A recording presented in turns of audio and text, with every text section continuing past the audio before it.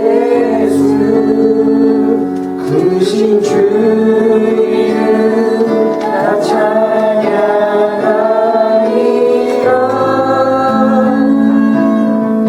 나는 영광 돌리리 주님 영광의 이름. 예수 크신 주 이름 다 찬양하리라. 1절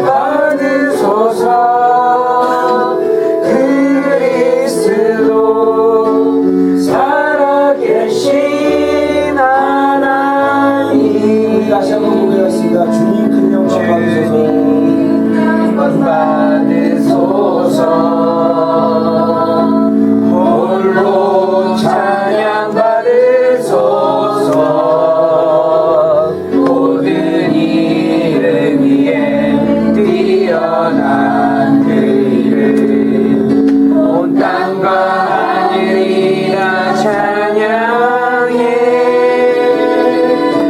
겸손하게 우리 무릎 꿇고 주 이름 앞에 영광 돌리세 모두 절하세 독생자 예수 주님께 찬양 드리리 모든 영광과 존귀와 능력 받으소서 주님 받으소서 모든 영광과 존귀와 능력 받으소서 주님 받으소서 그리스도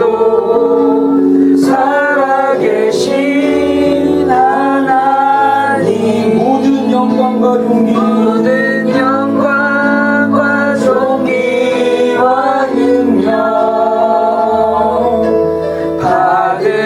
받으소서 주님 받으소서 모든 영광과 존귀와 능력 받으소서 주님 받으소서 그리스도 살아계신 하나님 아멘. 우리 주는 땅 위에서 지존하시고 우리 고백할까요?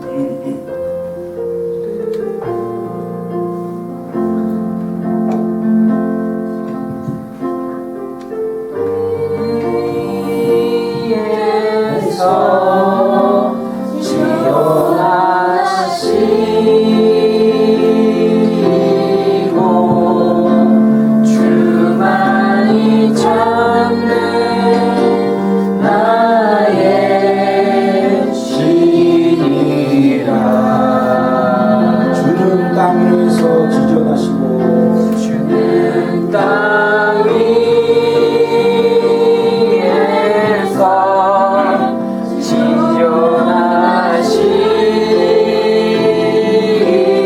지존하시고 주만이 찾는 나의 신이라 나는 주를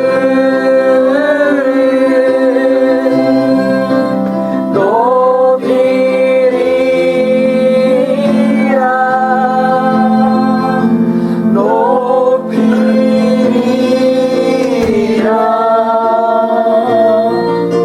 오 주님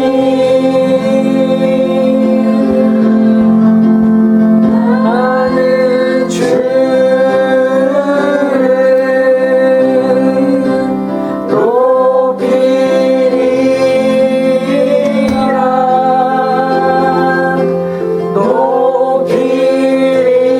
높이리라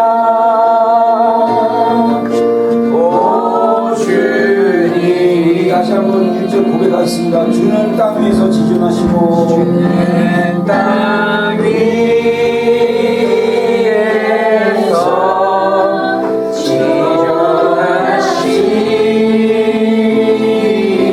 지존하시고 주만이 찾는 나의 신이라 주는 땅 위에서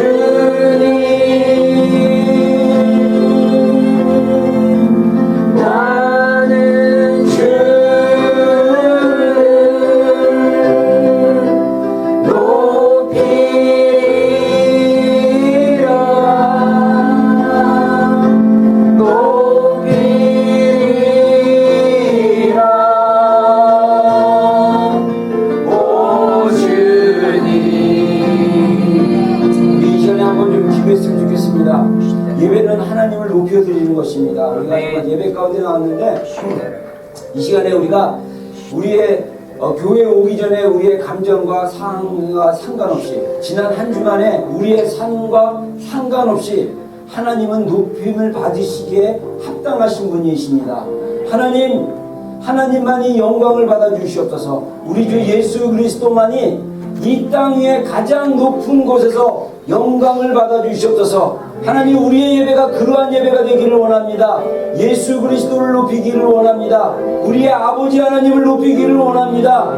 이 시간 성령님 충만하게 우리 각 성도들 심령마다 충만하게 임재하여 주셔서 하나님, 우리 마음이, 우리 정말 감정이, 우리 생각과 우리의 의지가 오직 한 분 되신 예수 그리스도만 높이며 살아계신 하나님 아버지만 높이며 삼위일체 되신 우리 하나님 세 분 하나님께 영광을 돌리는 그러한 예배가 될 수 있도록 주님, 우리가 더 주님을 향해 나아갈 수 있도록 주님, 이 시간 우리의 마음을 더 충만하게 성령님 임하여 주시옵소서. 우리가 이 시간에 한번 예배를 해서 우리가 좀 기도했으면 좋겠습니다. 우리의 마음과 우리의 결단을 통해서 하나님만을 높이겠습니다. 오직 주님만을 높이겠습니다. 그런 좀 고백의 기도를 했으면 좋겠고요. 또한 우리 비전교회 1부 예배만 아니라 또 이따 2시에 있는 2부 예배, 또한 지금 오클랜드 땅 가운데 드려지는 모든 언어의 예배들과 또 한인교회 예배들 가운데 더 충만한 하나님의 임재가 충만히 임할 수 있는 예배, 그래서 모든 성도들 심령마다 주님을 높이고자 하는 열정이 불붙을 수 있는 예배, 하나님만을 높일 수 있는 그런 예배 되게 해달라고 우리 주님의 이름 한번 부르고 함께 기도하겠습니다. 주여! 네, 그렇습니다. 주님, 우리가 주님만을 높이기를 원합니다. 우리 마음 가운데 주님만을 높이고자 하는 사랑의 열정을 부어주시옵소서. 하나님, 우리 심령 가운데 주님의 사랑을 물붓듯 부어주시다. 하나님, 우리의 예배가 주님을 향한 하나님 최고의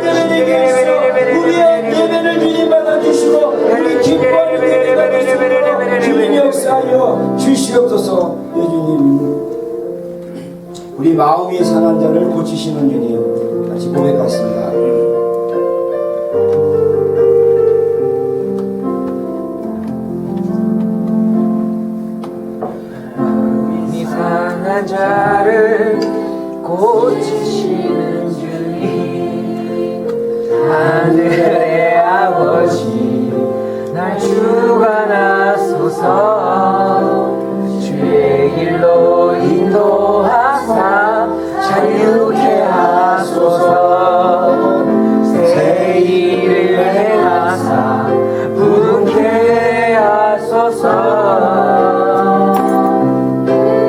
줄이고 목이 마르니 성령의 기름 부으소서 의에 줄이고 목이 마르니 내 잔을 채워주소서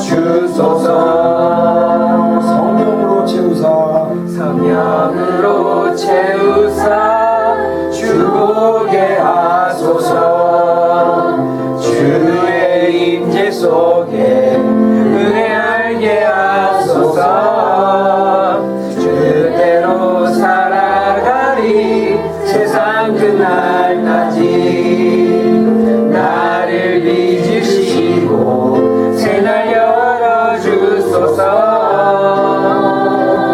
의에 줄이고 목이 마르니 성령의 기름 부으소서 의에 줄이고 목이 마르니 내 잔을 채워주소서 그리고 목이 마르니 의에 줄이고 목이 마르니 성령의 기름 부으소서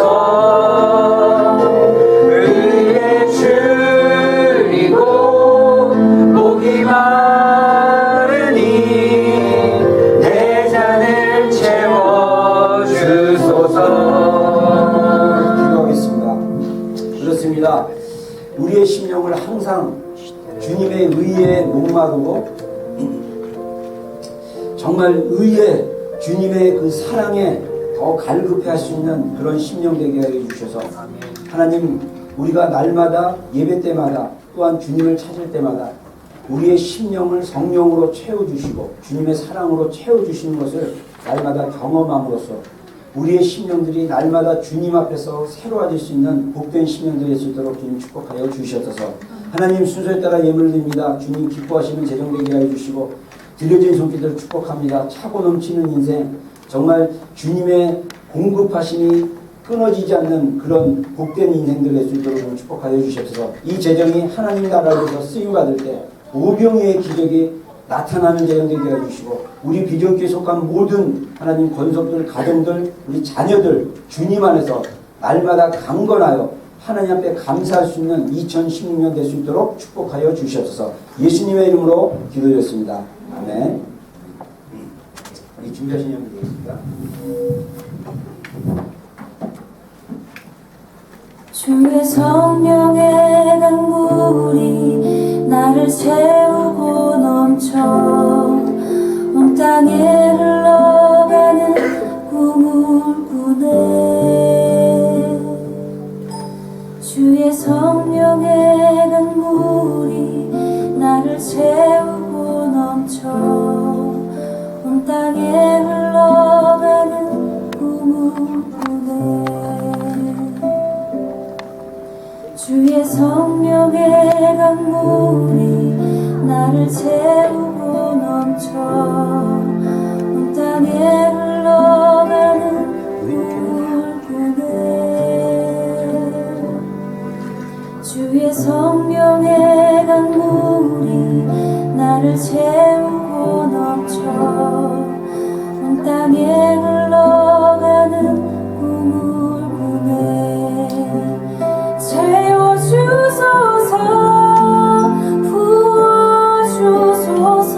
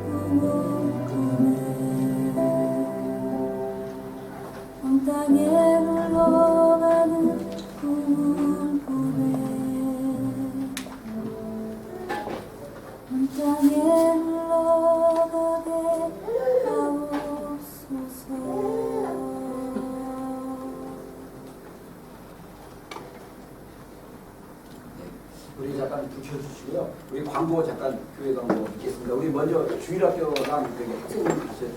자, 주일학교 학생님.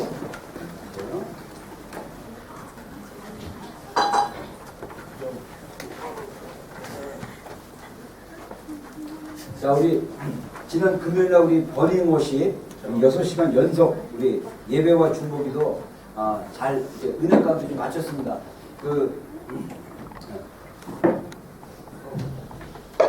그래서 우리 이제 지난달에 또 우리 이제 할 수만 있다면 매주 마지막 주 금요일날 우리가 이제 버닝워시 하려고 하는데 아마 6월 달에는 우리가 6월 마지막 주 말고 우리 이제 다음 주 우리 리더 올려야 되는 결정을 해야 되지만 7월 1일 날 우리 터버너클 교회에서 무슬림을 위한 30일 기도의 철야 기도가 있어가지고 그때 그냥 같이 조인하는 걸로 아마 할 것 같습니다. 그래서 우리가 매달 한 달에 한 번씩 6시간 예배와 중보 기도. 그래서 지난 금요일 날 3일 전이죠? 3일 전인가 있어지는가 우리 금요일 날 우리 진짜 넌스톱으로 쉬지 않고 6시간 계속 이렇게 예배하고 기도했는데 개인적으로 조금 육체적으로는 좀 피곤했지만 되게 좋았던 것 같습니다. 그래서 여러분들 꼭 한 타임씩이라도 꼭 참석하면 좋겠고요. 그 다음에 우리 브릿지 빌더스 시즌 4번째 우리 이제 6월 달부터 또 시작합니다. 그래서 6주 동안 진행되는데 여러분들 기도해 주시고 이번에는 특별히 우리 초등학교 아이들도 함께 좀 참여할 수 있도록 파트를 하나 만들었거든요. 그래서 초등학교 1학년부터 해서 좀 참여할 수 있도록 주변 사람들 좀 권해줬으면 좋겠습니다. 그리고 우리 예배 우리 어제 우리 유치부 우리 교사 2명 만나서 좀 얘기해보니까 우리 좀 아이들 하는데 좀 더 이렇게 보조교사 필요해서 우리 2부 때 좀 드려야 되지만 우리 부모들이 이제 아마 다음 주부터 빠르면 다음 주부터 우리가 룸을 2개로 나눠서 만 2세 이하하고 만 2세 이상 이렇게 나눠서 하려고 합니다. 그래서 여러분들 잘 교육될 수 있도록 해서 기도해 주시고요. 그리고 우리 이제 한국 방문하는 가정들이 있고요. 우리 경호경제 유의자매 지난주 토요일날 어제인가? 어제 갔나? 지금 헷갈리네. 어제 갔고, 그다음에 우리 안 집사님 이번 주 이제 목요일쯤에 또 이제 한 달 정도 또 한국 방문 가십니다. 그래서 우리 이렇게 돌아가면서 여기는 이나는 좋은 게 한 달 정도 휴가를 낼 수 있기 때문에 돌아가면서 이 장기 이렇게 갔다 오는데 이 여정 가운데 많은 은혜 받고 좀 많은 경험들 할 수 있도록 위해서 기도해 주시고 했으면 좋겠습니다. 자, 우리 오늘 우리 대리기아 선교사님 우리 교회 좀 방문해 주셨는데 우리 환영합니다. 우리 박수 한번 치겠습니다. 감사합니다. 우리 조철환 선교사님은 지금 한국에서 지금 이제 책 새로 이스라엘에 관련된 시간돼가지고 나가서 아직 그 책 때문에 나가셨다가 우리 브레드 TV에서 이제 또 인터뷰 하시고 있다고 그러더라고요. 그래서 어제 제가 자기 전에 제 주변에 아는 목사님이 브레드 TV에서 이스라엘에 대해서 자기가 새롭게 배운 게 많다고 하도 이렇게 모임에서 얘기를 하셔가지고 제가 어제 생각나갖고 하나 메시아닉 주가 본 마지막 때에 대한 영상이 있었는데 어제 자기 전에 그거 보고 되게 좋았어요. 그래서 책도 이렇게 거기서 번역을 했더라고요. 그래서 제가 이 책을 한번 꼭 구입해서 봐야겠다 그러는데 아주 여러분들 기회가 되시면 꼭 보세요. 브레드 TV 88회입니다. 88회, 89회인데 제가 88회 30분짜리로 왔는데 제가 그거 보면 여러분들 진짜 우리가 잘 이렇게 나가고 있다는 것을 배울 수 있는 그런 아주 좋은 메시지가 있어요.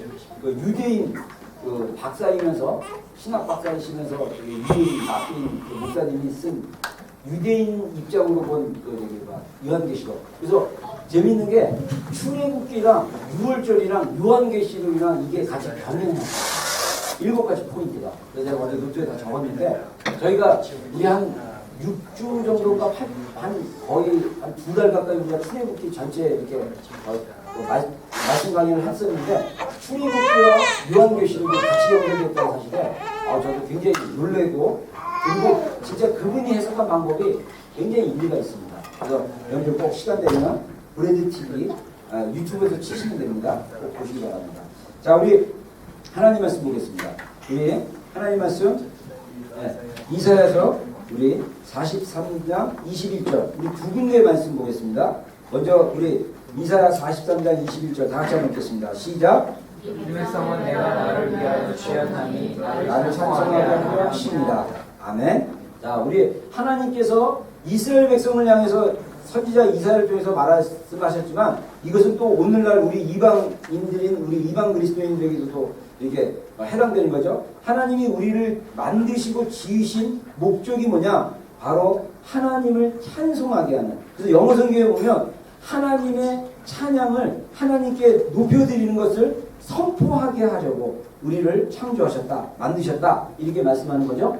그리고 에베소 1장 5절과 6절 우리 지난주 설교랑 좀 연결되지만 같이 한번 읽겠습니다. 시작. 그 기쁘신 뜻대로 우리를 예정하사 예수 그리스도로 말미암아 자기의 아들들이 되게 하셨으니 이는 그가 사랑하는 자 안에서 우리에게 거저 주시는 바 그의 은혜의 영광을 찬송하게 하려 하신 것이라. 아멘. 자, 우리 성경에 보면 에베소서에도 이방 교인인 이방 성도인 에베소 교인이라서 사도 바울이 얘기하기를 하나님이 우리를 예정하셨고 하나님의 아들이 되게 하시고 그 다음에 우리를 그렇게 하신 이유가 뭐냐면 하나님을 영광, 하나님의 그 영광에 찬송을 하게 하기 위한 것이다 이렇게 얘기하고 있습니다. 그래서 저는 이 본문 가지고 우리가 제가 이제 출애굽기 끝나고 나서 이제 다음 이제 어떤 주제로 좀 말씀을 좀 나눌까 생각했는데 예배에 관련된 말씀을 제가 좀 이렇게 여러분들과 좀 나누기 원합니다. 그래서 예배에 대한 말씀 시리즈로 좀 말씀을 나누려고 하는데 첫 번째 예배에 대한 말씀에서 예배는 뭐냐? 우리를 구원하신 하나님의 그 목적을 표현하는 게 예배다. 그래서 우리를 구원하신 하나님의 목적은 뭐냐면 우리로 하여금 하나님을 예배하게 만드는 예배하도록 우리를 구원하신 거라는 거죠. 그래서 우리가 신앙생활 잘하는 방법은 예배를 잘 드리는 거예요. 우리가 하나님한테 예배를 잘하는 게 바로 우리가 정말 하나님이 우리를 구원하신 그 목적을 성취하게 할 수 있는 그런 거라는 거죠. 그래서 그러면 예배란 무엇인가? 자, 예배란 무엇인가? 제가 이거 애니메이션 했는데 이게 애니메이션이 오늘도 작동이 안 되는군요. 그래서 우리가 한꺼번에 나오지만 우리 그 출애굽기 말씀입니다. 자, 출애굽기 20장 우리 5절 말씀인데 우리 한번 다 같이 읽겠습니다. 시작. 그것들에게 절하지 말며 그것들을 섬기지 말라. 나 내 하나님 여호와는 심판하는 하나님이지 나를 미워하는 자의 죄를 갚되 아버지로부터 아들에게로 3, 4대까지 이르게 하거니와. 예, 여기서 이제 출애굽기 20장에서 그 하나님께서 시내산에서 모세에게 십계명 말씀을 주시면서 첫 번째 계명에 대해서 얘기하시면서 뭐라냐면 너희가 그것들에게 절하지 말고 섬기지 말라. 우상들을. 그래서 절하다 섬기다라는 이 두 단어에서 예배의 어근이 나왔다는 것입니다. 그래서 차와라는 히브리어와 또는 헬라어로 프로스키네오 이 똑같은 의미인데 절하다 엎드리다 그런 의미가 있고요. 그 다음에 아바시라는 단어는 섬기다라는 단어가 있습니다. 그래서 우리가 보통 이제 예배 관련된 책을 읽거나 예배에 대해서 많은 한의원자들이 얘기하기를 예배의 중요 단어는 헬라어로 프로스케네오 그래서 절하다 엎드리다 이런 의미도 있지만 구약에서는 또 아바시라고 섬기다 이런 의미도 있다는 것입니다. 그래서 우리가 예배란 뭐냐 두 가지 단어를 기억하면 돼요. 절하다거나 또는 섬기는 것. 이 두 가지가 예배에 대한 그 어근이고 의미입니다. 그래서 예배를 우리가 알려면 예배는 섬기는 거고 그 다음에 엎드리는 거다. 이거를 우리가 이제 먼저 이해하면 되겠죠? 그래서 예배를 크게 두 종류로 얘기할 수 있습니다. 예배는 먼저 경배로서의 예배가 있습니다. 경배로서의 예배. 자, 경배로서의 예배는 우리 한번 읽어보겠습니다. 시작. 사람이 존경 경외감을 받고 세상의 주님 앞에 엎드려 절하다 굴복하다. 예. 자, 이 한 사람이 정말 하나님에 대해서 최고의 존재 앞에 그 존경과 경외심을 가지고 엎드리다 굴복하다는 것이에요. 이거는 사실 어떻게 보면 이 엎드리고 굴복하다는 것은 이 성경이 쓰여졌던 시대에 완전히 주권을 인정한다는 거예요. 그 경외감에 엎드려 버리는 거예요. 그래서 우리가 이제 그 대표적인 이 경배의 예배를 드렸던 인물을 얘기하자면 선지자 이사야를 볼 수 있다는 거예요. 선지자 이사야가 이사야서 6장에 보면 정말 그 경배로서의 예배가 어떤 건지를 우리가 볼 수 있다는 거죠. 이거 성경 구절이 이사야가 이게 행위로서의 예배 전에 있어야 되는데 잠깐만요. 알겠습니다. 제가 순서를 잘못했습니다. 자, 이사야 6장 1절과 3절 우리 다 같이 한번 읽겠습니다. 시작. 우시야 왕이 죽더니 내가 본즉 주께서 높이 들린 보좌에 앉으셨는데 그의 옷자락은 성전에 가득하였고 사람들이 모시고 섰는데 각기 6날개가 있어 그 둘로는 자기의 얼굴을 가렸고 그 둘로는 자기의 발을 가렸고 그 둘로는 날며 서로 불러이르되 거룩하다 거룩하다 거룩하다 만군의 여호와여 그의 영광이 온 땅에 충만하노라 하라. 아멘. 같이 아멘 하겠습니다. 아멘. 우시야는 제사장이면서 선지자였습니다. 제사장이면서 선지자였기 때문에 우시야는 의뢰의 하나님의 성전에 나가는 사람이었어요. 근데 어느 날 환상 가운데 우시야가 성전에 갔을 때 하나님의 강력한 임재가 임하는 걸 보고, 그리고 하나님의 그 보좌에 있던 수락들이 날아다니면서 하나님을 거룩하다라고 3번씩 반복하면서 높인 그 모습을 보고 이사야가 충격을 받습니다. 그러면서 그 놀라우신 하나님을 경외하는 그런 예배의 모습을 보면서 이사야가 어떻게 반응하냐면, 그 뒤에 이어지는 고백에 의하면 과로다, 나는 입술이 부정한 사람이다, 이렇게 얘기를 해요. 그러면서 이 거룩한 하나님의 그 예배 앞에 자신의 그 연약함을 고백하게 되고 보게 되는. 그래서 여러분들, 예배는요 정말 하나님을 높이고 우리가 정말 그분에 대해서 거룩하게 경배하고 예배하면 우리의 그 연약함, 우리의 그 어떤 뭐랄까 그 하나님 앞에 그 있을 때 우리의 그 존재랄까, 그런 존재를 발견하게 되는데, 그 존재는 어떤 거냐면 바로 하나님 없으면 아무것도 할 수 없는 존재다. 그러니까 여러분들, 우리가 하나님을 믿는 믿음은 딴 게 아니에요. 내 힘으로 하나님을 믿는 게 아니라 정말 내가 하루하루 살아가는 거, 내가 정말 일주일 만에 하나님 앞에 와서 예배 드리는 거, 이것도 하나님의 은혜구나. 정말 내 힘으로 산 것 같지만 그래도 하나님이 건강 주셨고 하나님이 이렇게 하게 하셔서 내가 하나님 앞에 예배하는구나. 이런 어떤 뭐랄까 나의 그 연약함과 환경 속에서도 그 나의 연약함에 반대로 하나님의 그 높으신 그 영광, 그 은혜, 그게 진짜 예배. 그래서 여러분들, 우리가 예배 드릴 때마다 우리 안에 하나님께 감사하는 고백들이 정말 나와요. 여러분, 우리가 목사로서 특히 우리 목회자들 같은 경우는 잘못하면 너무 예배를 인도하는, 그래서 매너리즘에 빠질 수도 있고 종교적이 될 수도 있고 이 신령이 너무 이렇게 뭐랄까 이게 딱딱해질 수 있는데, 이거는 단순히 사실 목사뿐만 아니라 제가 볼 때는 성도들도 마찬가지예요. 의뢰에 그냥 주일날 되면 그냥 예배 보러 가야지, 그리고 수요일 되면 그래 예배 보러 가야지. 그래서 우리 성도들 안에, 특히 한국교회 개신교 성도들 안에 어떤 마인드가 있냐면, 예배다 그러면 설교 들으러 간다고 생각해요. 그 예배를 드리러 간다가 아니라 예배 보러 간다. 그래서 한국에서 제가 한 20년 전에 막 얘기할 때 막 교회에서 어떤 언어 수나 비슷하게 훈련을 시킬 때, 여러분 예배 보러 간다고 그러지 말고 보는 거는 앉아서 이렇게 구경하는 거니까 예배 드리러 간다고 하셔야 된다. 이거 몇 번 이렇게 교회에서 강조했는데도 이 습관이 예배 보러 가요. 어디 가세요? 예배 보러 가요. 예배 그냥 보러 간다. 보러 앉아서 뭘 보냐? 아, 성가대 오늘 찬양은 어떻고, 아, 목사님 오늘 설교 어떻고. 예배 보러 가는 것은 그게 아니라는 거죠. 예배는 보는 것이 아니라 드리는, 하나님께 그 살아계신 하나님, 그 정말 그 하나님의 그 존재를 지극히 높으시고 정말 영광 받으시게 합당하신 그 하나님께 우리의 마음을 들여서 예배하는 것, 이게 굉장히 중요한 경배로서의 예배라는 거죠. 두 번째, 그 예배는 어떤 것이냐? 행위로서의 예배가 있다는 거죠. 자, 우리 순서대로, 자, 행위로서의 예배. 자, 그 아바시라는 아까 그 어원이 있다고 그랬죠. 그 어원은 원래 그 섬기다라는 뜻인데, 그 헬라어에서는 나트레이아라는 뜻인데, 이게 종이나 노예라는 그 어근에서 나왔어요. 그래서 섬기다는 건 누가 섬기느냐? 종이나 노예가 섬깁니다. 여러분들, 종이나 노예가 섬기는 거는 수준이 다릅니다. 진짜 이거는 안 하면 죽는다라는 마음으로 섬기는. 그래서 주인의 말에, 그때 당시 예수님 시대 때도 그렇고 구약 성경 시대 때도 그렇지만은 노예들이 주인의 말을 안 들었다 그러면 거의 죽어야 돼요. 그러니까 그들의 섬김은 거의 목숨 건 섬김이라고 볼 수 있다는 거죠. 그래서 예배는 어떤 거냐? 행위로 드려지는 건데 하나님을 섬기는 겁니다. 그래서 이 아바시라는 단어가 또 제단에서 이 제사장들이나 레위인들이 예배를 섬기고 제사를 섬길 때 쓰여졌던, 그래서 뭐 제사를 섬긴다, 봉사한다 이럴 때 쓰던 단어가 아바시라는 거죠.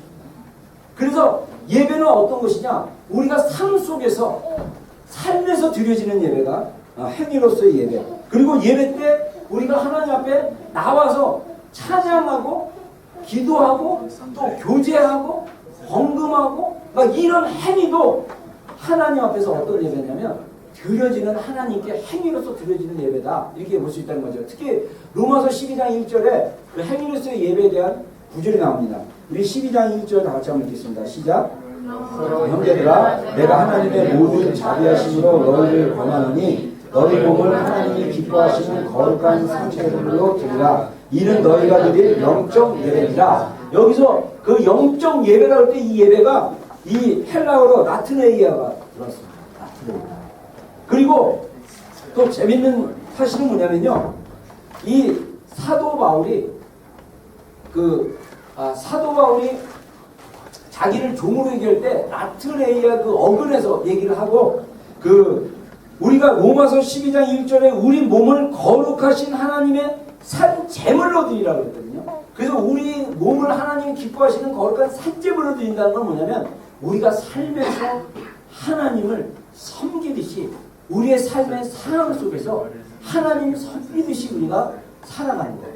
그게 바로 하나님께 드리는 행위의 예배, 우리의 생활의 예배라고도 얘기할 수 있는 거죠. 그래서 골로새서 10장 31절에 우리가 정말 행위로서 생활로서 드리는 예배에 대해서 얘기하고 있죠. 우리 다 같이 한번 읽어보겠습니다. 시작. 그런즉 너희가 먹든지 마시든지 무엇을 하든지 다 하나님의 영광을 위하여 하라. 아멘.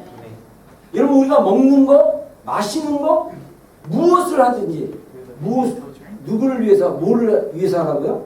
하나님의 영광을 위해서. 자, 그러면 여러분들에게 간단한 질문을 하겠습니다. 회식이 있어가지고 술 처먹는 자리가 하나님의 영광을 돌리는 자리입니까? 아니면 술을 먹지 않고 야, 나는 사이다 마시겠다. 이 맥주 한 잔은 술도 아니에요. 그냥 이거 그냥 독일에서는 실제로 물이 안 좋아가지고 독일에서는요 거의 음료수 수준으로 맥주를 마십니다. 그래서 뭐 유럽 같은 데 갔더니 뭐 맥주는 그냥 기본 그냥 음료수 커피 마시듯이 마십니다. 막 이래도 하나님의 영광을 위해서 우리가 마시지 않을 수 있어야 된다고. 여러분, 성경에는요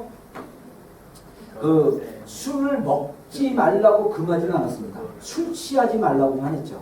근데 이 술의 문제는 현재 우리가 살고 있는 우리 한국 교회 문화 안에서 참 진짜 그리스도인지 아닌지를 분간하는 리티머스 같은 시험지 같은 그런 역할을 합니다. 그래서 만약에 여러분들이 교회 성도고 집사고 또 셀그룹 리더고 뭐 이런데 여러분들의 친구들이나 안 믿는 친구들이나 또 믿는 친구를 할지라도 그런 그룹 안에서 술을 먹을 때 나는 자유해 이러면서 뭐 술을 먹었다. 근데 그 중에 한 명이 쟤는 비전교회 집사인데 어떻게 술을 먹지? 라고 그 양심에 찔림이 되고 넘어짐이 된다면 성경의 원리는 다른 사람의 양심을 내서 그냥 술을 안 먹을 수 있어야 됩니다. 그게 하나님께 영광 돌리는 겁니다. 할렐루야. 아멘하기 힘드시죠? 제가 그래서 우리 청년들이 얘기할 때 그런 얘기 많이 하죠. 내가 술을 마실 자유가 있지만 성경에 왜냐하면 술 먹지 말라고 그만만 없지만 술 취하지 말라고 했다. 근데 만약에 내가 니들이랑 예배 끝나고 또는 성경 공부 끝나서 야, 우리 가서 저기 와인 한잔 할까? 우리 가서 소주 한잔 할까? 이랬을 때 너희들의 마음이 어떻게 굉장히 힘들지 않겠냐. 그래서 내가 그럴 수 있는 자유가 있지만 너희들의 양심을 위해서 내가 술을 입에다 안 되는 것이다. 자, 무엇을 먹든지 무엇을 마시든지 다 어떻게 하라고요? 하나님의 영광을 예배하시오. 저도 한때 청소년 때 술 좋아했습니다. 막걸리도 많이 좋아했고, 그러나 주님을 알고 나서 주님의 영광을 위해서 술을 끊었습니다. 할렐루야.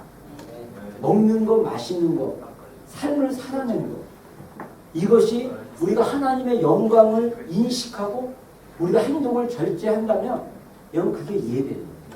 하나님이 받으시는 그런 예배라는 거죠. 그 다음에 에베소 6장 5절에서 7절까지 우리의 정말 직장 생활에 대한 예배, 직장에서의 그 예배의 모습을 얘기하고 있죠. 우리 한번 5절부터 한번 읽어보겠습니다. 시작. 종들아 귀하고 성실한 마음으로 주체에 순종함을 그리스도께 하였다. 눈가리만 하여 사람을 기쁘시게 하는 자처럼 하지 말고 그리스도의 종들처럼 마음으로 하나님의 뜻을 행하고 기쁜 마음으로 섬기기를 주께 하듯 하고 사람들에게 하듯 하지 말라. 아멘. 자, 여기 이 짧은 구절 안에 여기서 종들은요 진짜 노예예요. 노예. 이들은 어떻게 보면 노예들은 뭐 이렇게 그 주인이 그 비즈니스 하면 그 비즈니스 하는 가게에서 도와주고 집안일하면 집안일하는 데서 도와주겠죠. 근데 정말 그 종들에게 뭐라고 얘기하냐면요. 주님께 대하듯 그 주인을 대하라. 주인의 그 말에 주인이 시키는 거에 대해 복종하라는 거예요. 그리고 눈가림으로 안 보이면 괜찮겠지 하고 그런 눈가림으로 하지 말고 정말 주님께 그 마음을 들여서 하나님의 뜻 가운데 행할 정도로 하는 거예요. 여러분 이런 메시지는요 당시에 그 복음이 전파되었던 그 소아시아와 로마 지역에 정말 혁명적인 메시지였습니다. 노예들을 해방시키는 게 아니라 그들로 하여금 그들의 삶의 자리에서 정말 주님을 예배하듯이 주님을 섬기듯이 최선을 다할 수 있는 상황. 그래서 오히려 그들의 삶을 통해서 주인들이나 주변 사람들이 야 너는 뭔가 다르다. 다른 노예와 다르다. 너는 다른 직장인과 다르다라고 구분될 수 있는 삶. 여러분 아까 우리 그 이사야 6장에 보면 그 선지자 이사야가 봤던 것은 뭐냐면 스랍들이 외치면서 거룩하다 3번 외치면서 하나님의 그 거룩하심을 얘기하는데 예배는 하나님의 거룩하심을 드러내는 거거든요. 근데 그 거룩하심을 드러낼 수 있는 삶의 예배가 뭐냐? 바로 정말 우리 삶에서 주님께 순종하듯이 주님의 뜻을 이루어드리듯이 우리에 맡겨진 일에 최선을 다하는 여러분 우리가 만약에 여러분 생각해보세요. 우리가 직장 생활하거나 학교 생활하거나 가정 생활할 때 이러한 마음으로 살다가 주일날 예배 드려봐요. 그러면 그 예배가 어떻겠습니까? 정말 주님께 드리는 경배의 예배와 생활 예배가 제대로만 뿌리를 내리고 예배만 드렸다면 우리의 신앙이 어떻게 됐습니까? 정말 건강하게 자라지 않겠습니까? 우리가 더 주님을 닮아가려고 하지 않겠습니까? 왜냐하면 우리의 마음이 일반 삶 속에서 또 예배 속에서 항상 주님을 향해 있기 때문에 우리가 주님을 예배하고 경배하고 섬기고자 하는 그 마음의 열정이 우리 마음 가운데 계속 있기 때문에 우리가 더 주님을 닮아가는 그런 삶을 살 수 있다. 저는 그렇게 생각합니다. 그래서 여러분들 정말 우리의 삶 속에서 생활 예배도 중요합니다. 아내들은 남편들을 섬길 때 정말 머리 대신 주님을 생각하면서 섬기고 남편들은 또 아내들을 사랑할 때 정말 주님이 교회를 사랑한 것처럼 사랑하고 자녀들을 대할 때도 정말 주님이 나에게 주신 이 귀한 선물들을 내가 정말 귀하게 여겨요. 이거를 만약에 자녀들이 우상이 돼가지고 이 자녀가 우상이 돼가지고 부모들이 쩔쩔매거나 자녀들이 우상이 돼가지고 하나님보다 높이 든다면 그거는 삶의 예배가 아닙니다. 그래서 우상을 섬기는 거죠. 자녀들을 섬기고 자녀들에게 굴복하고 절하고 아니라는 거죠. 정말 우리가 하나님을 바르게 예배한다면 우리 삶의 밸런스와 삶의 제대로 된 삶을 살아낼 수 있다. 저는 그렇게 생각합니다. 그래서 우리가 예배를 또 우리가 그 구원의 목적이 예배인데 성경에 보면요 예배에 실패한 인물들이 있고 예배에 성공한 인물이 있습니다. 간단하게 거기에 대해서 좀 살펴보겠는데 먼저 예배에 실패한 사람들 중에 대표적인 인물이 가인입니다. 가인의 제사가 하나님이 받아주지 않았다고 했습니다. 우리 창세기 4장 3절로 5절 말씀 같이 보겠습니다. 시작. 세월이 지난 후에 가인은 땅의 소산으로 제물을 삼아 여호와께 드렸고 아벨은 자기도 양의 첫 새끼와 그 기름으로 드렸더니 여호와께서 아벨과 그의 제물을 받으셨으나 가인과 그의 제물을 받지 않으신지라. 가인이 몹시 분하여 안색이 변하니. 자, 여러분 이 성경에 보면요 이 첫 번째 아담의 첫 소생들인 가인과 아인의 얘기가 나는데 이 아담이 타락하고 나서 에덴 동산에 쫓겨나고 나서 나오는 첫 번째 스토리가 예배에 관련돼 있어요. 여러분 이거 예배가 굉장히 중요한 걸 얘기하고 있죠. 창세기에서 타락한 아담이 에덴에 쫓겨나서 그 자녀들의 이야기가 나오는데 그 첫 사건이 예배 사건이고요. 그 예배가 잘못됨으로써 가인은 살인자, 그것도 그냥 살인이 아니라 동생을 죽이는 살인자가 됐습니다. 여러분 성경의 마지막 요한계시록에 보면 예배에 관련된 있지. 요한계시록도 결국은 하나님을 예배하고 찬양하는 그걸로 마무리가 됩니다. 그래서 성경은 예배의 관점으로 보면 딱 간단해요. 예배에 성공하는 삶이냐, 예배에 실패한 인생입니다. 그래서 예배에 실패한 인생들은 어떠합니까? 하나님으로부터 실패하다라고 평가받을 수 있다고 합니다. 그래서 이 가인이 하나님이 예배를 연락하지 않으니까 이 가인이 굉장히 화가 났습니다. 여러분 우리 마음 가운데 이 드러나는 화나 하나님을 향한 쓴뿌리는 제대로 된 예배가 드려지지 않아서요. 제대로 하나님을 예배하면요 우리 마음속에 쓴뿌리가 있을 수가 없어요. 아까 얘기한 대로 그 높으신 하나님, 이 정말 그 뭐랄까 꺼져가는 심지와 같은 연약한 상한 갈대 같은 그 연약한 나를 위해서 예수님, 온 우주를 지으신 그 창조주였던 예수님, 그분이 인간의 몸으로 오셔서 나를 위해서 돌아가셨다. 이거는 여러분들 진짜 이거는 하나님 성령의 계시로 이 십자가의 복음이 풀어지지 않으면요 이 감사와 감격은요 진짜 할 수가 없는 거예요. 그래서 우리가 그런 감사와 예배 가운데 있으면 설령 우리의 예배가 막 그냥 아마 예배가 연락되지 않는 거는 제 생각에는 이렇게 이제 태우잖아요. 이렇게 하나님 앞에 재단에 태웠는데 이 연기가 막 가인에게 덮쳤는지 모르겠어요. 그래가지고 이 가인이 그냥 제 상상입니다. 이거는 뭐 아닐 수도 있어요. 확 덮쳐가지고 근데 아벨은 연기가 쫙 일자로 해갖고 쫙 하늘에 올라가고 자기는 똑같이 예배를 드렸는데 연기가 가인을 막 덮고 막 그러면서 가인의 마음속에 하나님 내 예배 안 받으셨네. 그러면서 갑자기 분노가 있는 거예요. 여러분 우리가 예배를 잘못 드리면 예배하다가 시험 듭니다. 그래서 교회 떠나고 목사님이 나를 겨냥해서 설교했어. 이러면서 그냥 가인의 예배. 이건 진짜 아니에요. 진짜 우리가 설교 드리러 예배 드리는 게 아니에요. 하나님께 예배하는 거예요. 여러분 이거 진짜 우리가 예배에 대한 스피릿만 제대로 있어도 우리가 믿음의 기초가 바로 섭니다. 그래서 우리 성숙과 성장의 기초는 예배예요. 정말 우리가 제대로 된 예배. 그러면 가인의 예배는 왜 실패했느냐?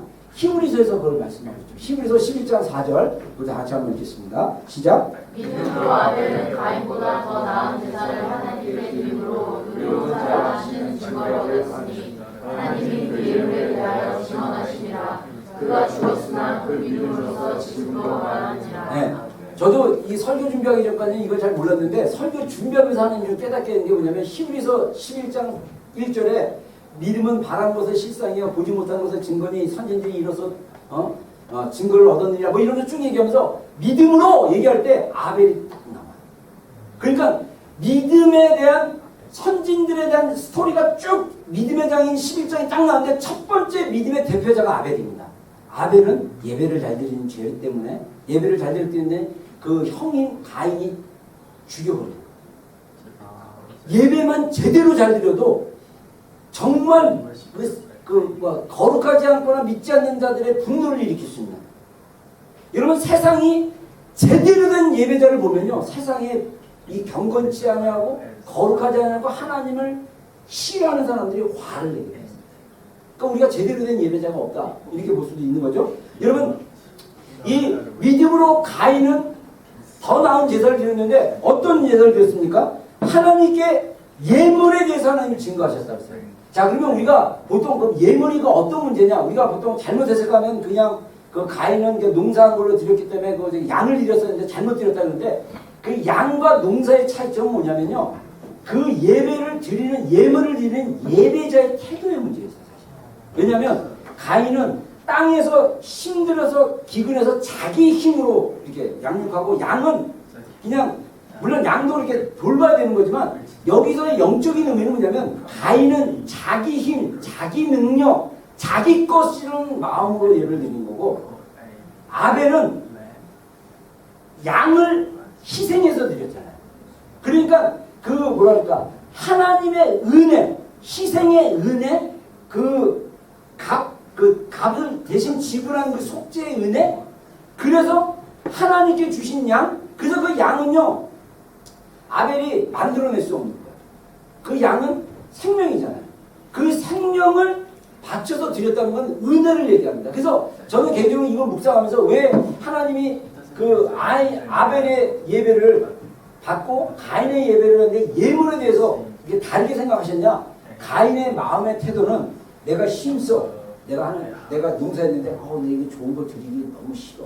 아마 이런 어떤 자기의 어떤 감정, 자기의 태도, 그리고 하나님을 진심으로 어떤 사랑하고, 또 이제 우리가 창세기 또 뒤에 보면 가인이 네가 선을 행하지 않으면 어떻게 죄가 너에게 엎드리냐 막 이런 얘기를 하면서 그 삶에서의 어떤 선을 행하는 것, 이런 게 다 이렇게 연결됐다는 거죠. 그래서 저는 아벨의 예배는 믿음으로 드렸다는 건 뭐냐면 정말 주님의 그 희생, 주님의 은혜, 주님께 대한 감사, 그러한 예배가 아니었나 이렇게 생각합니다. 저는 그래서 예배의 중요한 요소가 감사하는 거예요. 정말 하나님 앞에 감사하십시오. 날마다 하나님 앞에 감사로 드리는 예배, 이게 굉장히 중요하고요. 또 하나 지금 이게 왜 자꾸 PPT가 이게 뒤집박죽으로 섞여있는지, 바리새인과 우리 세리의 기도도 이 아벨과 그 가인의 어떤 모습을 보여줬다고 저는 생각하는데, 우리 바리새인과 그 세리의 기도, 우리 누가복음 말씀입니다. 우리 한번 읽어보겠습니다. 시작. 바리새인은 서서 따로 기도하여 이르되 하나님이여 나는 다른 사람 곧 토색 그의 가늠하는 자들과 같지 아니하고 세리아들과도 같지 아니하면 감사하나이다. 나는 이래와 그것이 조금씩하고 또 소득의 11조를 드리나이다 하고, 세리는 멀리 서서 감히 눈을 들어 하늘을 쳐다보지 못하고 다만 가슴을 치며 이르되 하나님이여 불쌍히 여기소서 난 죄인으로서이다 하였느니라. 예, 제가 그 누가복음 말씀 이렇게 보면서 이 바리새인의 태도가 하나님이 예수님께서 그 성전에 올라가셔서 이렇게 성전에서 이제 이렇게 기도하는 두 사람을 딱 봤어요.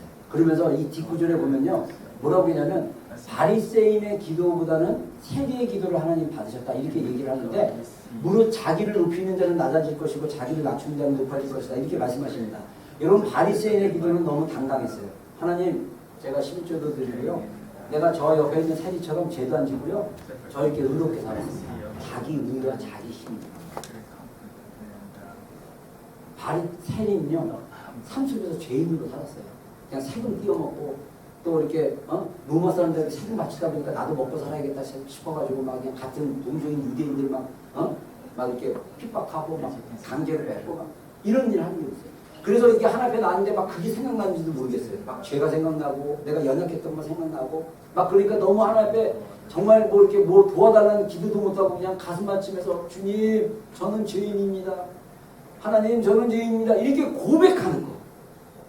여러분, 이거는 정말 하나님의 은혜를 아는 자들과 하나님의 은혜 없이 내 힘으로 마치 하나님의 자기 자랑하는 거예요. 하나님 나 이랬어요. 나 이랬는데 난 저 사람 또 비교도 해. 저 사람은 같지 않게 살았습니다. 나 의롭죠. 이런 기도가 예를 하나님 받지 않아요. 여러분, 여러분 진짜 우리의 삶을 되돌아보면요, 우리가 나를 자랑하는 것보다 하나님의 은혜에 감사하는 것, 이게 진짜 하나님이 기뻐하는 예배라는 사실을 우리가 가인의 실패를 통해서 배울 수 있습니다. 또 하나, 사울의 제사를 통해서 실패한 사울의 예배를 통해서 우리가 또 배울 수 있는 거예요. 자, 우리 한번 사무엘상 말씀입니다. 우리 한번 읽어보겠습니다. 시작.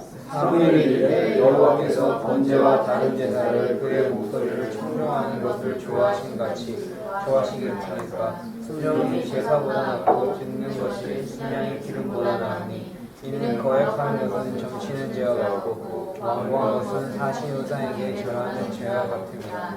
왕이 여호와의 말씀을 버렸으므로 여호와께서도 왕을 버려 왕이 되지 못하게 하셨나이다. 아멘.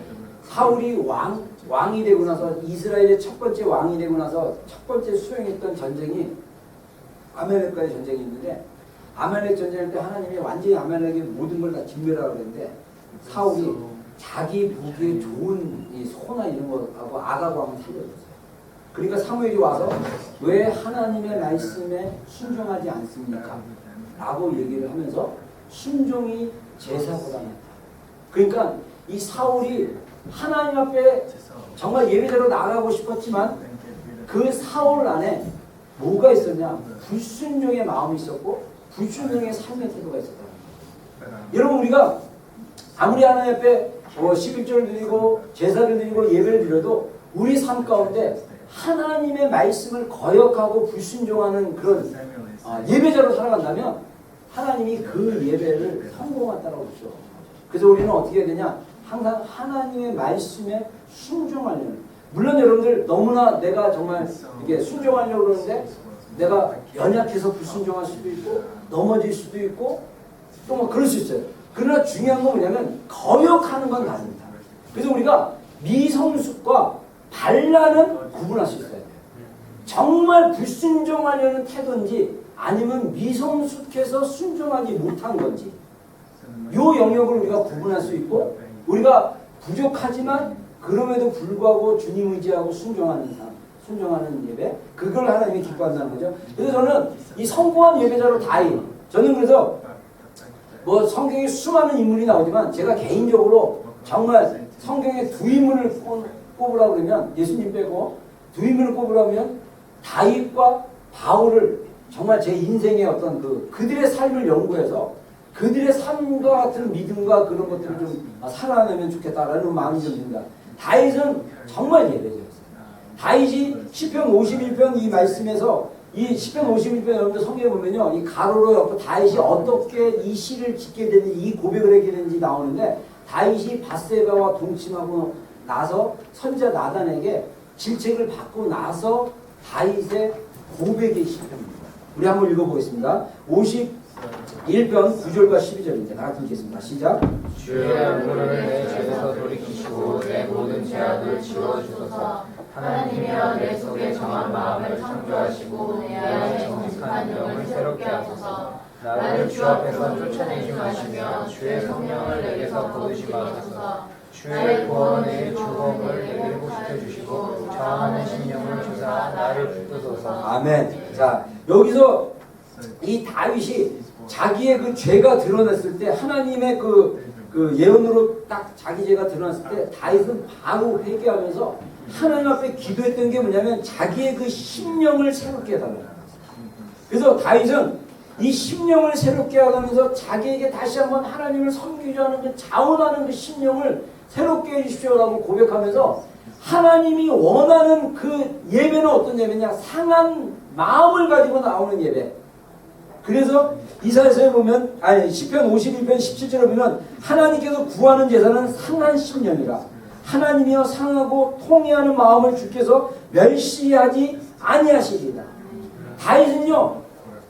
다윗이 시편에 수많은 노래를 적고 또 이 다윗의 그 후예들이 예배할 때마다 다윗의 시편을 가지고 노래할 때 정말 다윗의 시편을 보면요 많은 고백들이 자기가 힘들고 어렵고 상하고 괴로울 때 그때 고백했던 노래들이 되게 많잖아요. 그래서 다윗은 자기가 큰 죄를 저지르고 넘어질 때에도 뭐를 의식했냐면 하나님은 이 브로큰 스피릿, 브로큰 하트 그러니까 깨어진 그 심령 그걸 받으시는 겁니다. 그래서 하나님이 구하는 제사 하나님이 정말 받아들이는 그 제사는 뭐냐면 상한 심령이다 라는 것을 다윗이 고백하는 것을 볼 수가 있습니다. 여러분 그래서 우리가 삶에서 너무 힘들고 괴롭고 막 할 때 그러면 여러분들 제일 먼저 이제 나 예배 안 가! 나 예배 가기 싫어! 근데 안 돼요. 상한 심령 가지고 오셔야 돼요. 그 심령 받아주십니다. 정말이에요. 여러분 제가 사역자로서 제가 옛날에 한국에 있을 때 주일날 이게 설교를 해야 되는데 막 집안에 안 좋은 일이 있어가지고 제 감정이 막 폭풍을 쳤어요. 근데 제 감정으로서는 도저히 설교할 기분이 안 나요. 예배 드리기도 싫어요. 근데 물론 찬양팀 있고 다 있어가지고 저는 올라가서 설교만 하면 되는데 제 마음 가운데 설교할 감정도 안 생기고 정말 너무 마음이 상해버렸어요. 근데 그때 주님이 주신 마음이 그럼에도 불구하고 이 상한 감정이 날 줄 알고 하나님이 이 예배를 받으신다. 그래서 저는요 예배를 인도하거나 예배에 참여할 때마다 저는 그 예배를 그냥 드리는 예배라고 생각하지 않아요. 하나님이 받으신 예배, 하나님이 함께하는 예배. 그 스피릿, 여러분들의 심령 안에 예배에 대한 분명한 스피릿이 있으면요, 우리의 감정과 상관없이 하나님이 우리의 예배를 받으십니다. 할렐루야. 여러분, 이거로 이 다윗의 고백처럼 상한 심령을 받으시는 하나님에 대한 이 계시가 풀리면요, 우리가 어떤 형편에 있든지 예배하는 자를 살아갈 수 있어요. 우리의 환경과 감정과 우리의 상관없이 하나님은 높임을 받으시기 합당하신 겁니다. 아멘. 내가 기분 나쁘면 하나님 예배 안 드려도 되는 그런 데서는 내 기분과 감정에 상관없이 그분은 예배를 받는, 그분은 하나님의 하나님 되시면 마땅히 받으신 만에게 합당하십니다. 내가 그분에게 예배 드리는 것을 컨트롤하는 것이 아니라 내가 그분의 예배 앞에 컨트롤당하고 그분 앞에 나가야 됩니다. 이게 저는 다윗이 승리한 예배자로 살았던 그런 비결이 아니었나 생각합니다. 그래서 결론은 예배는 하나님께 대한 인식과 반응이다. 제가 이 비교재에서 성경 공부 아주 우리 목회자들 그 공부 교재에서 나온 문구인데 저는 여기에 되게 은혜 받았어요. 하나님을 인식하는 게 너무 중요해요. 그리고 그 인식한 하나님께 반응하는 게 중요해요. 그래서 로마서 12장 1절과 2절로 결론으로 좀 여러분들 나누고 싶은데 한번 읽어보겠습니다. 시작. 그러므로 형제들아 내가 하나님의 모든 자비하심으로 너희를 구하노니 너희 몸에 하나님이 기뻐하시는 거룩한 제물을 드리라. 이는 너희가 드릴 영적 예배니라. 너희는 이 세대를 본받지 말고 오직 마음을 새롭게 함으로 변화를 받아 하나님의 선하시고 기뻐하시고 온전하신 뜻이 무엇인지 분별하도록 하라. 자, 여러분, 저는요 로마서 12장 1절과 2절에서 사도 바울이 이 로마서 12장부터는 교리에서 이제는 삶의 교훈으로 이 적용으로 가는 그런 장이라고 얘기하는데, 이 로마에서 로마서를 받았던 그 서신서를 받았던 성도들은 대부분 노예들이었습니다. 이들에게 인생은요 사실 편안한 인생은 아니었어요. 근데 이들 성도들을 향해서 사도 바울이 삶에서 어떻게 살아가야 될지에 대한 첫 문구가 뭐냐면 너희 삶을 하나님 기뻐하는 거룩한 산에서 드리라는 거예요. 그래서 너희의 삶 속에서 정말 행위로서 하나님의 하나님 되심을 높여드리되, 그렇게 삶을 살아간다면 너희들의 삶 가운데 하나님의 기뻐하시고 온전하시고 순전하신 뜻이 무엇인지 분별할 수 있는 분별력이 생깁니다. 우리가 진짜 제대로 된 예배자가 되면요 분별력이 생깁니다. 삶의 분별력. 여러분, 정말 우리가 삶을 살아가는 데 있어서 분별력이 필요하지 않습니까? 여러분, 정말 제가 우리 인생은요 끊임없는 선택의 기로입니다. 선택을 하셔야 돼요. 선택할 때마다 여러분에게 필요한 게 뭡니까? 분별력이에요. 눈에 보이기에 좋은 것을 선택하는 것이 아니라 하나님이 기뻐하시는 게 무엇이냐, 하나님이 원하시는 게 무엇이냐. 가끔씩 우리 이게 성도들이나 우리 청년들에게 상담해 보면 정말 하나님의 뜻을 구하고 싶어요. 근데 그 뜻이 뭔지 잘 모르겠대. 나도 잘 몰라요. 본인이 기도하고 분별하셔야 돼요.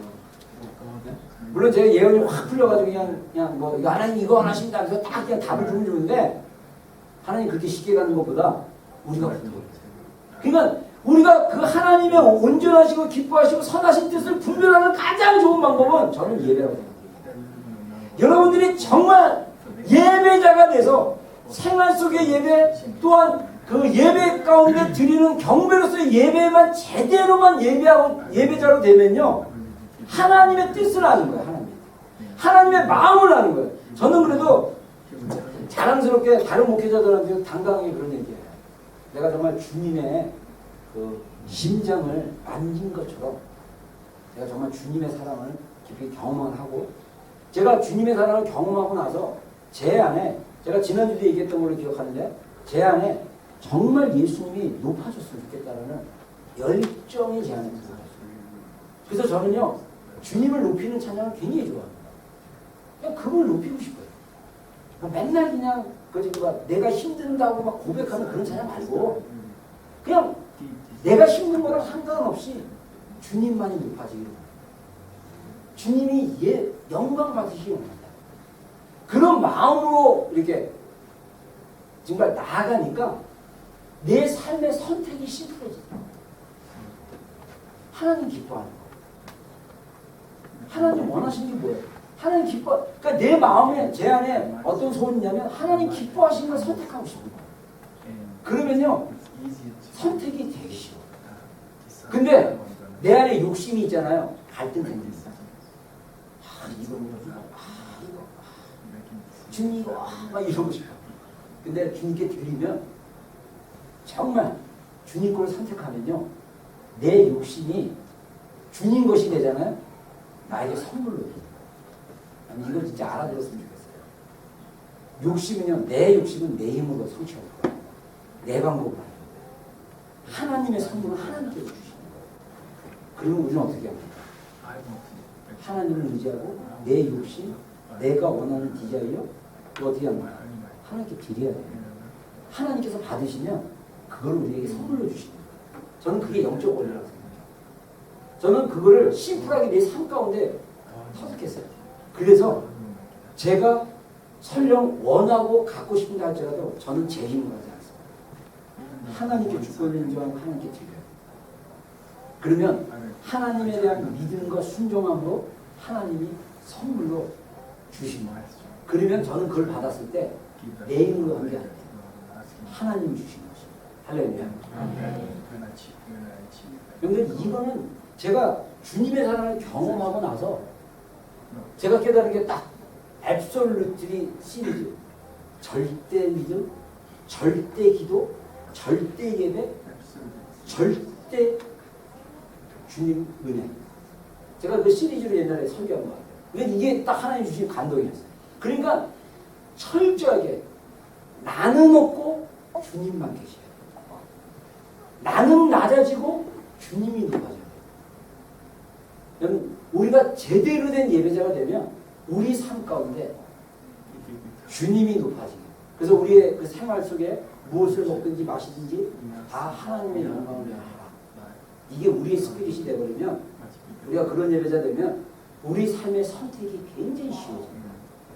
우리 삶의 선택이 힘든 이유 중에 뭐냐면 아직도 내 것이라면 내가 잡고 있는 그게 있기 때문에 갈등이 있는 거고 염려가 되는 거고 두려움입니다. 제가 우스갯소리를 옛날에 여기서 했나 2부 때 했나 모르겠는데 이게 위험한 지역 이렇게 여행하고 막 그러면 뭐 비행기 이번에도 뭐 저기 일본의 한 공항에서 대한항공 그 엔진 불 붙어가지고 뭐 이동하기 전에 막 비상탈출하고 막 그랬다고 하더라고요. 저는 뉴스를 많이 봐서 새로운 소식 많이 하는 사람인지 안 모르겠지만 근데 만약에 비행기 타다가 딱 떨어지거나 만약에 어디 이렇게 위험한 데 가서 죽었어요. 그런데 위험해서 어떻게 해요? 여러분 죽으면 천국 가는데 뭐가 두려워요? 할렐루야인데 여러분 죽음에 대한 두려움부터 자유하는 여러분에게 주여 축원합니다. 오늘을 살더라도 내가 갑자기 모르죠, 그렇죠? 갑자기 죽을 수 있잖아요. 뭐가 두렵습니까? 죽으면 바로 천국 가는데. 여러분 진짜 이런 어떤 담대함들이 나와요. 믿음은요 하나님을 신뢰하는 것입니다. 근데 그런 믿음이 자라는 가장 큰 기초가 예배예요. 제대로 된 예배자가 되십시오. 우리가 제대로 된 예배를 드리는 우리 귀한 비전교회 성도들 얘기를 주여는 축원합니다. 그래서 제가 어제 토요일 날도 정말 하나님께 감사했어요. 어제도 자면서 내가 하나님께 정말 감사했던 것 중에 하나가 뭐냐면 우리가 6시간 연속 예배 금요일날 저녁 6시에 모여서 12시까지 예배하자. 사실 이거 쉽지 않은 거 알아요. 저도 되게 피곤하더라고요.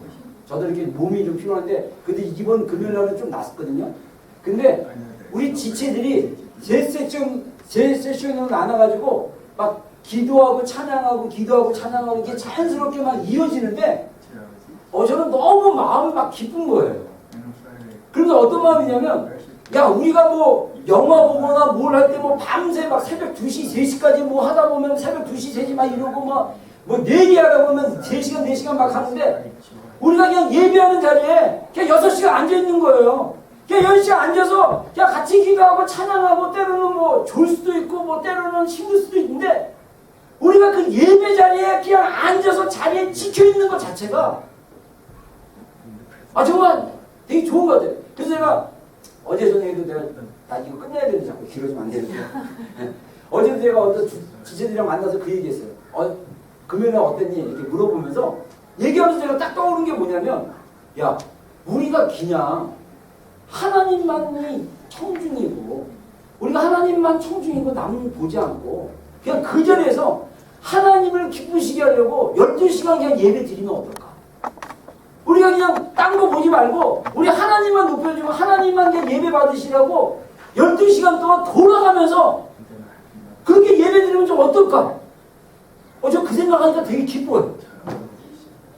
여러분 하나님 입장에서 볼 때 우리 비전교회 성도들이 돌아가면서 24시간 돌아가면서 예배 자리 다 지키고 있어요.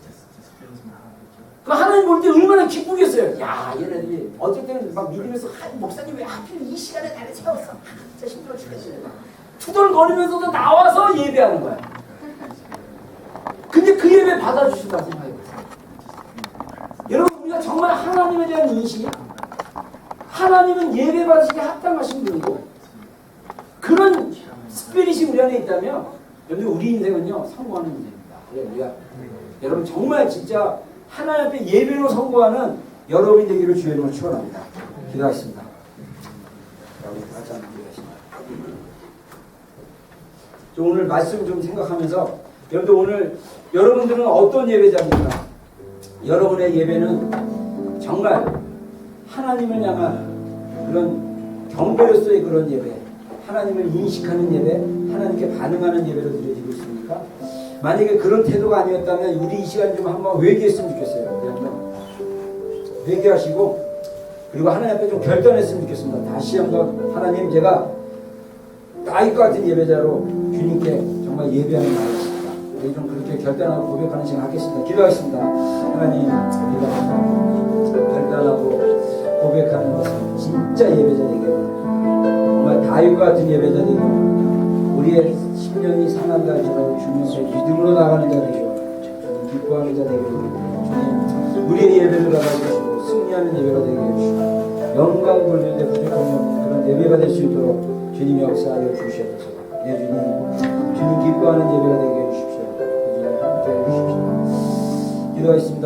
예수님의 이름으로 오늘 예배 가운데 있는 모든 심령들 또한 우리 비전교회에 속한 모든 우리 심령들 우리 가정들 하나님 영혼들 주의 이름으로 축복합니다. 살아있는 예배자 하나님께서 기뻐 받으시는 아벨과 같은 예배자 다윗과 같은 예배자로 세워주시도록 축복하여 주시고 우리가 항상 하나님을 높이고 삶 속에서 하나님의 영광 위에 살 수 있는 그러한 예배자들이 될 수 있도록 축복하여 주시옵소서.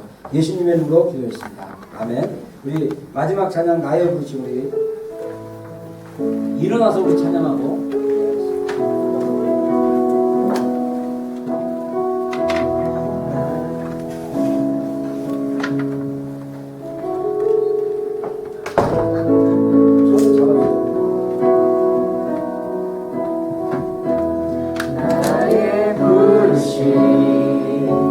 나의 영원한 소망 예수님의 형상을 담는 것 나의 목적 나의 높은 부르심 세상을 뒤로하고 주 위에 사는 것 덮으소서 거룩한 품에 부으소서 이곳이 나 속한 곳 오 예수 이끄소서 주 얼굴 보기 위해 은밀한 곳으로 내가 나갑니다. 아멘. 기도하겠습니다. 여호와는 내게 복을 주시고 너를 지키시기 원하며 여호와는 그 얼굴 내게 비사 은혜 베푸시 원하며 여호와는 그 얼굴 내게 평안히사 평강 주시기를 원하노라. 지금은 우리 구주 예수 그리스도의 크신 은혜와 하나님 아버지 극진하신 사랑과 성령님의 내주하심과 교통하심과 함께하심이 오늘 일부 예배 가운데 있는 모든 신령들 가운데 우리 비전교에 속한 모든 우리 신령들 가운데 지금도 영원토록 함께하시기를 간절히 축원하옵나이다.